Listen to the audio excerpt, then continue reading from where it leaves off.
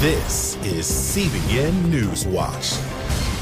Thanks for joining us for CBN NewsWatch. I'm Mark Martin. Planned Parenthood has announced a major investment for Democratic candidates' 2020 campaign efforts. According to their website, the abortion giant will spend $45 million to support presidential, congressional, and state-level candidates in the 2020 elections who support abortion rights. Their We Decide campaign hopes to reach 5 million voters in 9 battleground states. The organization told CBS News that they have already hosted over 60 events just this week. Several Democratic presidential candidates accused President Donald Trump of undermining women's rights. Trump last year blocked Planned Parenthood from receiving Title X federal funding. The organization is not alone in setting aside funding ahead of the 2020 elections. The pro-life activist group, the Susan B. Anthony List, announced in a press release last year that it plans to spend $41 million to, quote, aggressively challenge, erode, and finally overturn Roe v. Wade. Our Charlene Aaron spoke with Elizabeth Johnson, also known as the activist mommy, for more on the significance of Planned Parenthood's elections funding plan. First off, does this move by Planned Parenthood shock you? No, unfortunately, millions of our own tax dollars for years now have been going to support Planned Parenthood, which then Planned Parenthood takes our own tax dollars and uses it to make sure that pro-life candidates do not get in office. This is why it is so important that Planned Parenthood must be defunded. And unfortunately, that has not happened yet. The president just recently, a few weeks ago, did sign a spending bill in which there was still funding for Planned Parenthood in it. And so we need to pray that this administration takes a hard-line stance on this issue of Planned Parenthood. If the government can be shut down for the sake of the wall, which did happen, then the government should definitely be shut down, and spending bills should not be signed for the sake of the lives of the babies and in memorialization of the 60 million babies' lives that have been lost because of abortion. So this president has done a lot to try to defund Planned Parenthood, but unfortunately, as always happens, it is Planned Parenthood immediately sues, and it is hung up in the courts. And so, no, this does not surprise us. This is the same dog and pony show that's been going on for a long time. It's almost not even newsworthy that Planned Parenthood is spending money getting their candidates elected. This is what they do. Well, Elizabeth, switching gears just a little bit, a new exhibit called Abortion is Normal is running this month in New York City, and it is raising funds for Planned Parenthood. The curators for the exhibit say that the exhibit is a call to action to support reproductive rights for women. What is your response to this shocking exhibit? Well, the left is scared. They are scared because there have been a lot of pro-life pushes and pro-life bills that have been attempted and passed. Alabama, the state of Alabama, banned abortion for all intents and purposes in their state. And right now it is hung up in the courts. Of course, it is being challenged in court. And honestly, they need to just do the right thing and go on and make sure that their state is abortion free, regardless of what this federal judge is saying, this tyrant in a black robe is saying. But yes, they are frightened. They are concerned. And so they want to normalize and legitimize abortion. That's what they're doing with this exhibit, and the funds will go to Planned Parenthood. But I'm glad to see that they are concerned. That's what they're saying as they are putting this exhibit out there. They're saying the right is winning on this issue. They are stigmatizing abortion, and the right is successfully communicating to the world that abortion is murder. Yeah. And because everyone knows that abortion is murder now, they need to make it normal.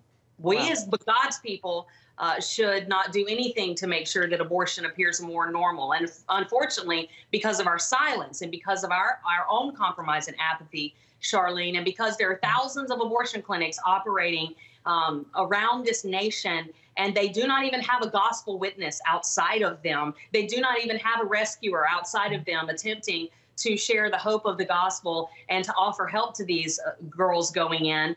Because of that, abortion does appear too normal. And that's what I would say to this audience, this Christian audience. Why have we allowed abortion to appear normal. We need to be a gospel witness outside of these clinics. We need to be making sure that we are voting Absolutely, for people Elizabeth. that will be pro-life. And anti-abortion measures were introduced by state lawmakers last year. What strategy should pro-life advocates employ to continue the momentum to see Roe versus Wade overturned? First of all, please make sure that you are voting for candidates who say, I will do everything in my power to make sure that this bloodshed ends. I don't mean politicians who promise you one thing and do another. Make sure you vote those guys out, and make sure you get real, sincere believers in office who are saying, I will make sure that this bloodshed ends. In other news, the third impeachment trial in American history is underway in the Senate today, nearly a month after the House first passed the impeachment articles along partisan lines. Senators were told to prepare for 6-hour sessions with strict rules in place, including no cell phones or senators talking amongst themselves. After months of closed-door meetings and public hearings, senators on both sides are eager to begin. This time has given us the ability to show the American people the necessity of a fair trial. There is a significant desire on our side for the president to be heard. President Trump has repeatedly dismissed the charges, calling the whole thing a hoax. For more political news and analysis, be sure to catch Faith Nation this evening. You can watch it right here on the CBN News Channel. If you thought 2019 was a tumultuous time around the world, a new study reports this year could be worse. The study predicts that 40% of the world's countries will witness some level of civil unrest and violence. Our senior international correspondent George Thomas is often covering the world's hotspots and joins me now with more on this study. George, what are the experts predicting for 2020? Yeah, okay, here, let's get right into it. According to Very Risk Maplecroft, they are a group that monitors civil unrest around the world. They say 49 countries saw varying degrees of protest and violence in 2019.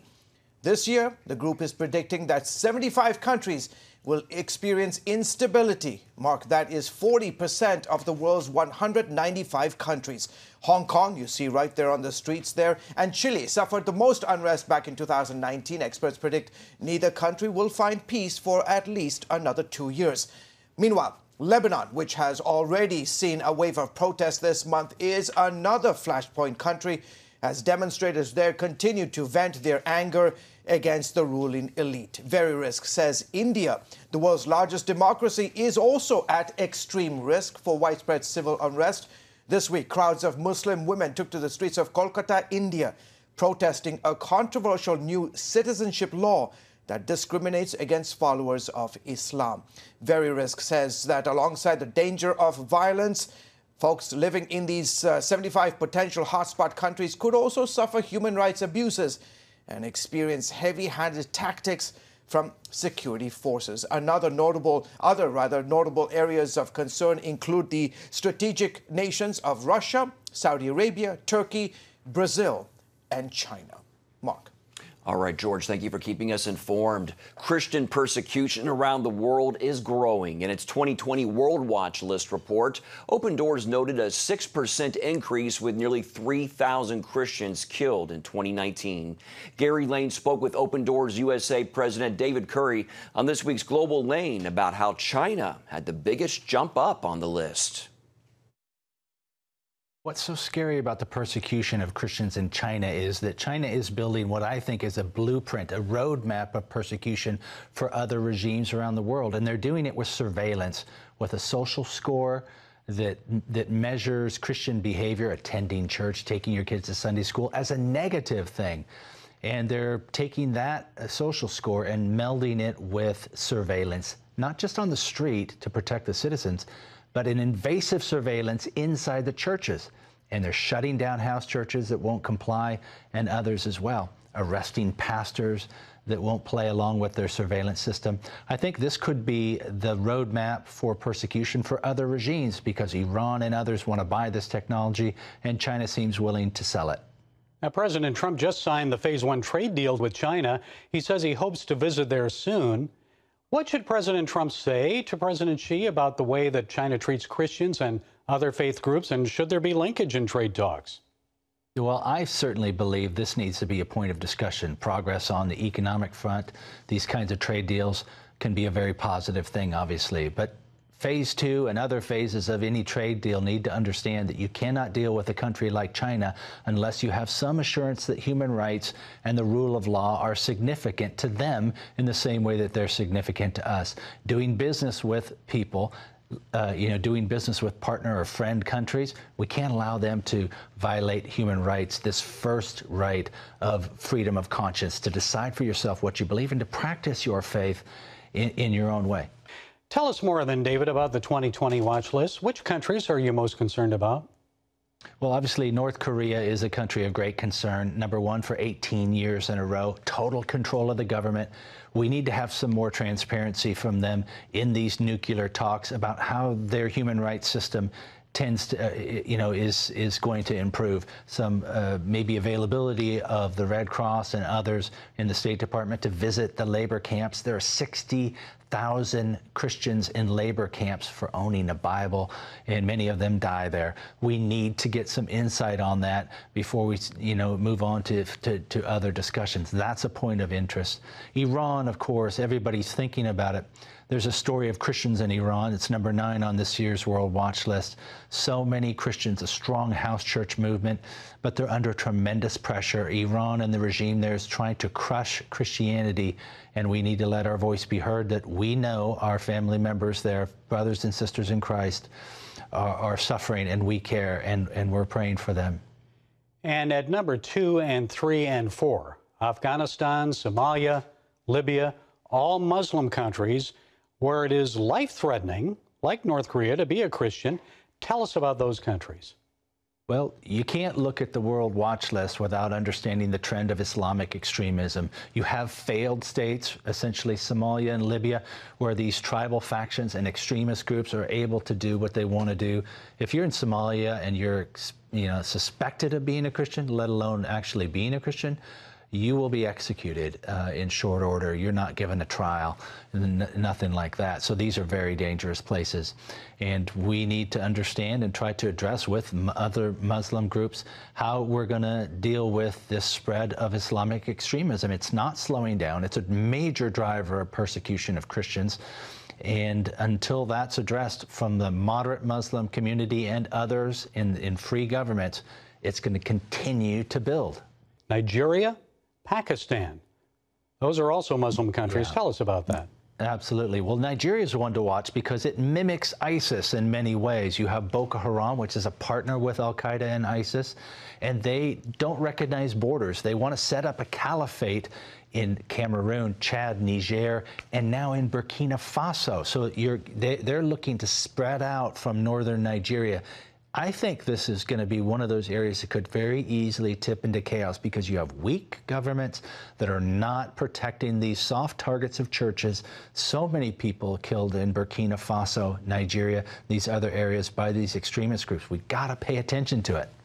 And how about Pakistan? We didn't see any churches actually bombed, I guess, in 2019, but still persecution's an issue there, is it not?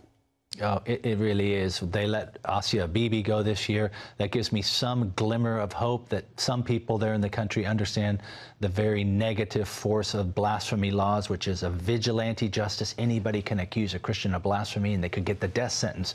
So those things are going to have to be addressed within Pakistan.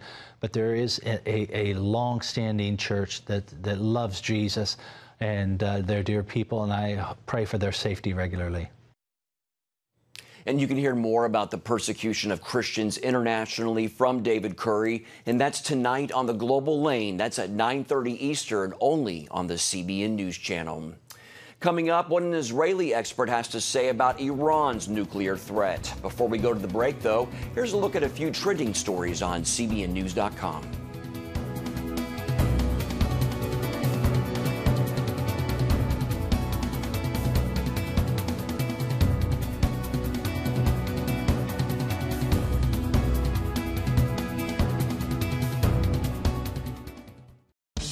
Introducing the CBN Bible from CBN.com.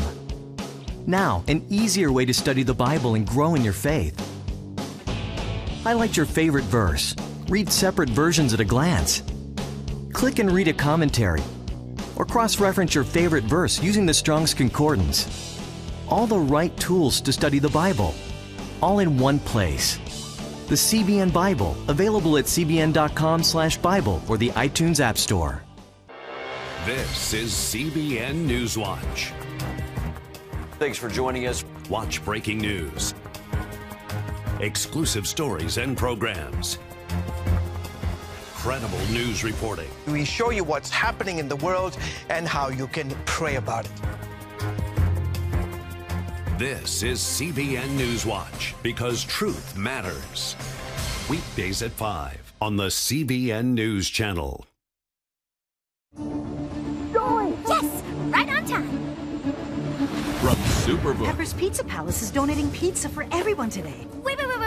I have big plans today. Trust in God, even when times are tough. He has a plan for your life. Hey, we're gonna be late for the grand opening. My parents want me to help with this outreach thing, feeding the community. What am I supposed to do here? Superbook! Join the Superbook Club and get Superbook The Birth of Moses, plus 2 copies to share with others, all for your gift of only $25. Pharaoh ordered all newborn Hebrew boys thrown into the Nile River, and I have a 3-month-old brother. The Birth of Moses. Yours for a gift of only $25. What will you do the next time the soldiers come? I do not know, but I trust God has a plan for all of us.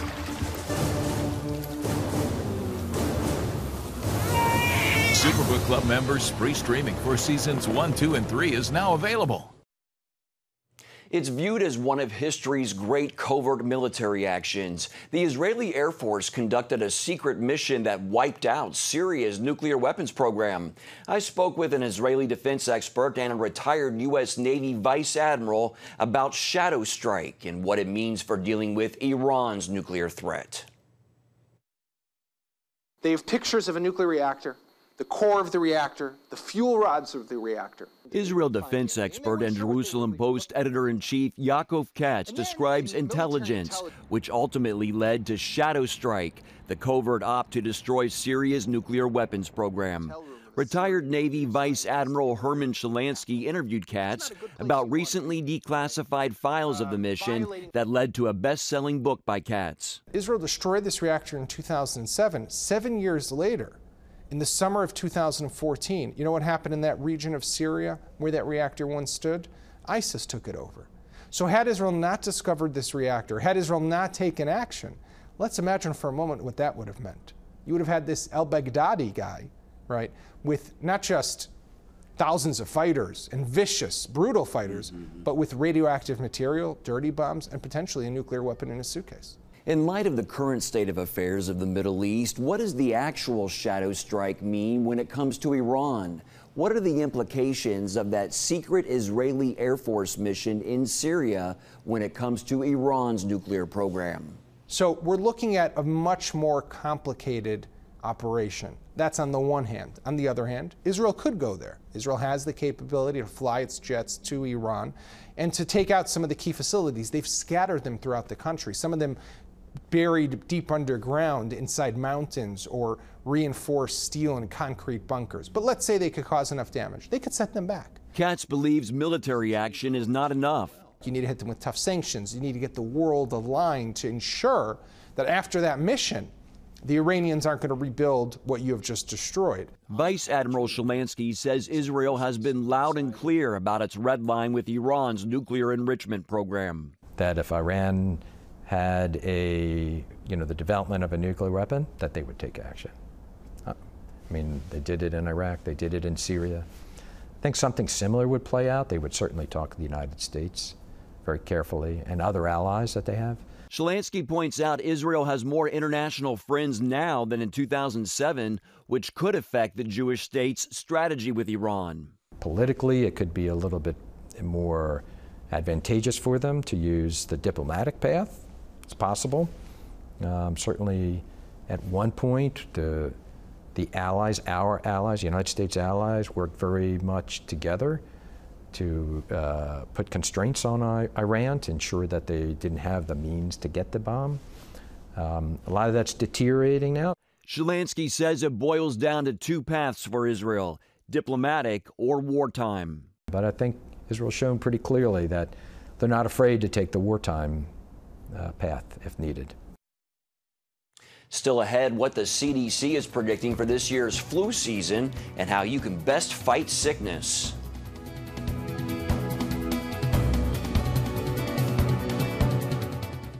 When I came to Regent University, it's like the world opened up. I felt like I needed to advance my career and go back to school. Regent was a perfect fit for me. The Regent professors are world class. You are equipped. The focus of the faculty is on each individual student, whether it's online or in person. You become a part of Regent's family. You carry with you not just the content and the knowledge, but the confidence to understand that we can be significant in the world. Regent University. Follow your path. Nigerian Christians are Christians in Iran are routinely arrested. Happily, Christians continue to suffer. In times of trial and affliction, you need to know the truth. One of the fastest growing Christian populations in the world. Join Wendy Griffith and George Thomas for Christian World News. Young people are the ones who are open to the gospel. Powerful stories of suffering and hope that affect all Christians. Watch Christian World News, Saturday at 5 p.m. Get Protect Your Sleep and discover how to improve the quality of your life. A free DVD or booklet from the Christian Broadcasting Network. If you're not a great sleeper, you can do things to make yourself a great sleeper. If you're already a pretty good sleeper, you can enhance your sleep and be even better. 5 leading experts help remove the obstacles between you and restorative sleep. When you don't get a restful night's sleep, you wake up with an accumulation of stress. Call 1-800-700-7000 or go to CBN.com to get your free DVD or booklet today. Everything you do better with a good night's sleep. You'll discover how food affects your sleep, how to put insomnia to rest, explore effective remedies for sleep apnea, and much more in Protect Your Sleep. Wake up to your best life and get Protect Your Sleep today. Call 1-800-700-7000 or go to CBN.com to get your free DVD or booklet. Welcome back. The flu epidemic in the U.S. is turning deadly. The CDC reports at least 27 children have died so far. The tragic news indicates we're experiencing one of the worst flu seasons in recent history. CBN medical reporter Lori Johnson brings us the latest. More people have the flu now than at this point during the most severe flu seasons in the past decade. Okay. How long have you been sick? Since October, nearly 6.5 million people across the country have come down with the flu. Widespread outbreaks in nearly each state led to 2,900 deaths, according to the CDC, as well as 55,000 hospitalizations. Every year, there are different strains of flu, and some can be more serious than others, and this year's a particularly nasty one. Doctors still maintain the flu vaccine provides the best protection, and it's not too late to get one. Hand washing also goes a long way towards prevention, as well as trying to strengthen your immune system. You eat the right foods, so get rid of sugar, processed foods, which suppress your immunity. Eat whole foods, lots of vegetables and whole grains and nuts and seeds. Vitamin D can also help. Studies have shown that you can reduce the flu by 75% by getting your vitamin D levels up, and almost 80% of Americans are low in vitamin D. Studies show exercise boosts immunity and can help you get a good night's sleep, another way to fend off the flu. Sleep, so important for your immune system. Get 8 hours sleep, turn off all the lights in your bedroom early, get your phone out of your bedroom, stay off the screens. The flu is contagious, so if you get it or think you have it, stay away from other people and visit the doctor right away. Symptoms include cough, aches, and fever. New antiviral medications can be prescribed to lessen the severity and duration of the illness. They work best if taken within 2 days of getting sick.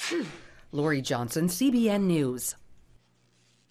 After the break, the person who brought both Democrats and Republicans together in a touching moment of unity. Introducing the Christians around the world are standing with the Israelis. But why? In CBN's free magazine, Friends of Israel, you'll discover why Christians are supporting the Jewish state, how Israel is fulfilling prophecy as a light to the nations, and ways you can pray for the people of Israel. Israel needs the support of friends like you. Call now or go to cbn.com to get your free copy of Friends of Israel. Heavenly Father, we do thank you for the work of your Spirit, Lord God, with this movement of getting the Bible, yes, Lord, into public schools.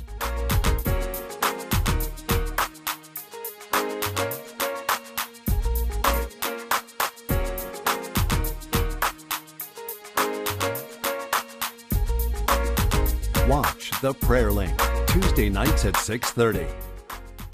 Hey, if you're tired and exhausted all day, you can't think clearly, and you really just need a cup or even a pot of coffee to get through your day, then join me, Dr. Josh Axe, for this new series where I'm going to teach you how to transform your diet and use essential oils and supplements to get a better night's sleep. Get Protect Your Sleep and live your best life with innovative information from 5 leading sleep experts. If you're not a great sleeper, you can do things to make yourself a great sleeper.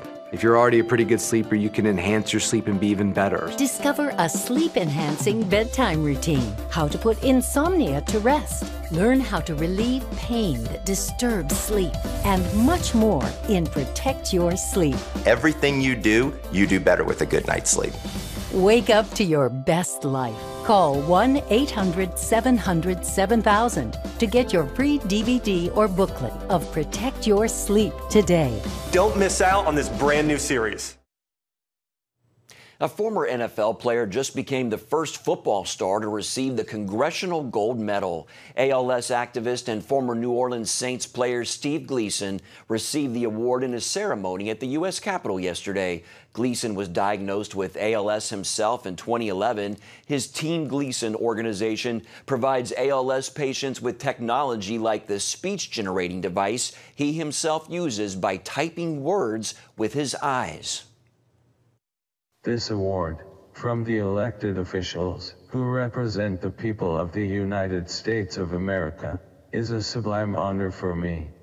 But I feel that, more importantly, I feel that this honor represents some joy, encouragement, and even triumph for the tens of thousands of extraordinary families currently enduring life with ALS. Also, the millions of extraordinary people in this country living with disabilities or other illness.